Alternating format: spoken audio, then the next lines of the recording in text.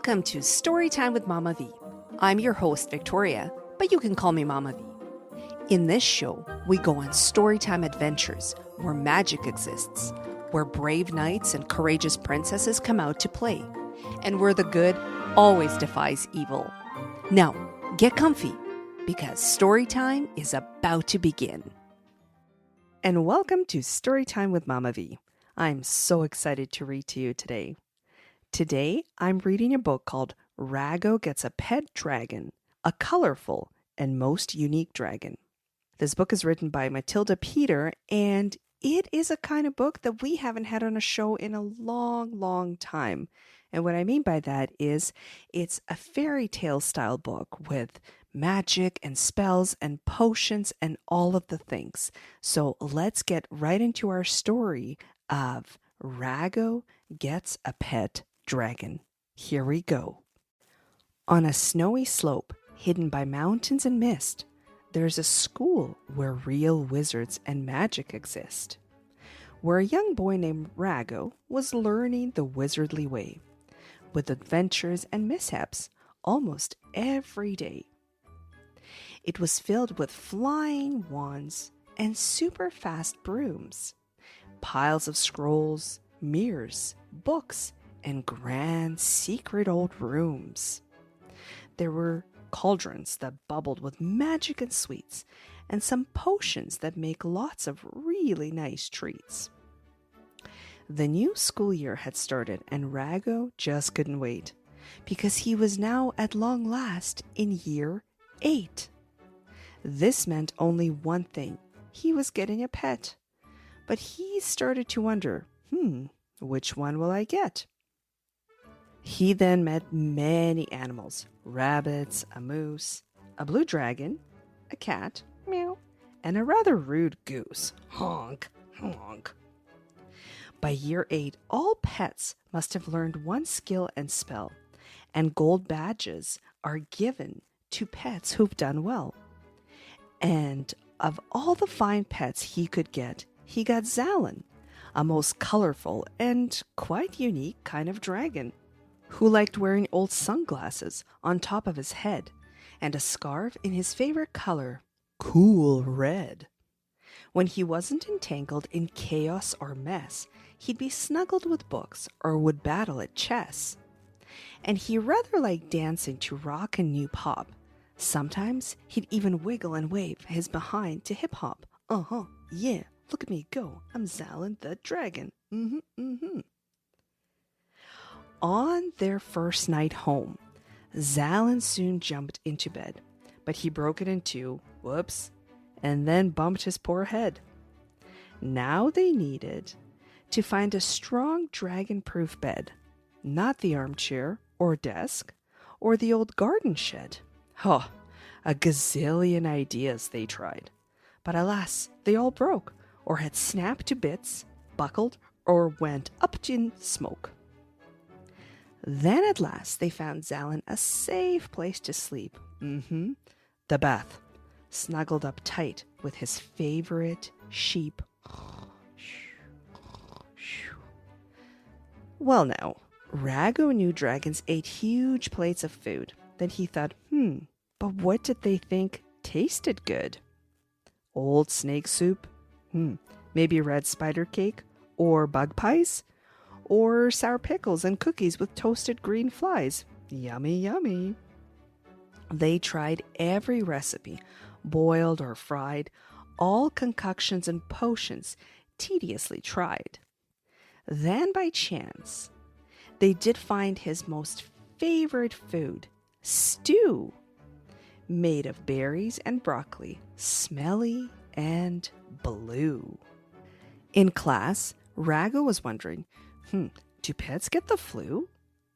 Like poor Zalin, who spluttered and sneezed. Achoo! Then he sneezed a big, huge sneeze that whooshed through the air. Achoo! There were tendrils of smoke in the teacher's black hair. Grumple sticks! See her hair? It was starting to glow. So young Rago thought fast. Yes, he'd make the room snow, and the room filled with laughter. What a magical show! But now, who would clean up? The vexed teacher just wanted to know. With the flu all gone, Zalin could go back to flying. He was getting much better. He'd really been trying. Now the spells they had caused him a truckload of troubles, from the potions that covered the room in big bubbles, to those badly cast spells that had everyone chirping. Chirp, chirp, chirp, chirp, chirp, chirp, chirp, chirp, chirp. He had even made teachers go belching and burping. Excuse me, I burped. Uh-oh. Zalin just made the great principal Puffingpert turn into a ghastly and smelly brown snoutwort. Oh dear. Zalin knew he wouldn't get his badge now. Well, unless they could find a repair spell somehow. Hold your dear dragons. Rago just found an old spell book. Swiftly, Zalin then grabbed all he needed to cook. In went fish poo. Ugh. Some snail slime, yuck, and hair of buffoon. Now, just missing one final big stir, with his spoon. The fraud principal gulped down the brew in one swig. He turned green, he turned blue, he turned into a pig. Crikey! Oh, Zalin, now what did you do? Whoops, I forgot to say dippity-doppity-doo. Taking a second big gulp, with a dippity-doppity-doo, the great principal poofed back and was as good as new. Yay! He finally learned a great magical spell, but was it just too late? Only time now would tell. Rago then shouted, "He's really been trying. Go on, Zalin. Show them how you've mastered your flying." And so, taking a deep breath, he said as he flew, "I have practiced. I'm ready. I know what to do." And so off he flew, soaring high. He weaved and he whirled. He made marvelous turns as he twisted and twirled. At the very end, just right before he descended, he made a big loop, so spectacularly splendid. Thrilled, the principal said, "Zalin, my dear, you've done well. You have mastered your flying and learned a great spell." "You did it! You did it!" Rago said loudly. "Yay! I got my gold badge!" Zalin grinned proudly. So delighted, the friends had a party. And the theme? Yummy ice cream in flavors you could only dream.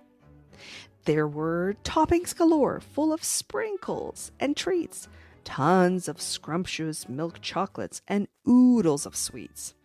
There was dancing and games. It was all so much fun. Later, waving their wands, they would clean up in one. What a year! Rago was thrilled he got Zalin, a colorful and most unique kind of dragon. And so, even though Zalin had caused such disaster, they'd forever be friends. "Hey, Zalin, fly faster!" Okay, my friends, we haven't had this much magic and potions and spells on the show in a while, so thank you very, very much for coming on the show, Rago, and introducing us to your pet dragon. But this does bring us to the end of our episode today. Thank you so much for listening in. By the way, go ahead and share this episode with a friend who needs a little bit more magic and spells and potions in their world and just a bit more imagination.